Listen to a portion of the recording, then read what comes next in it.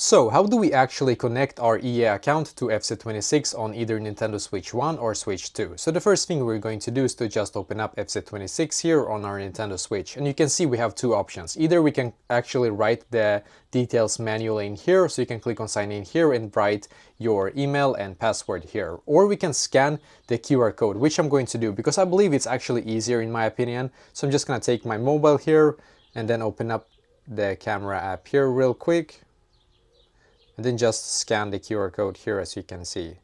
So now I'm just going to click on the yellow thing here, as you can see, the yellow link, and it should take me straight to the website here. So now what I'm going to do, I'm just going to log into my account. So after you have done so, you probably will get that you have to send a code to your email. So I'm just going to click on send code, and now I have to go to my email address and then copy the code into here. So now I should be able to copy the code or paste the code here and then click on sign in here, as you can see. So I'm just going to click on sign in, and it says head back to the Nintendo Switch. Okay, interesting. Let's see if anything happens here. Well, perfect. You can see I have now linked my account. So I'm just going to click on link account here also, of course. And it's going to say checking connection. But yeah, now you should be able to connect your EA account here to your Nintendo Switch 1 or Switch 2 on FC26. And that is basically exactly how to actually do this.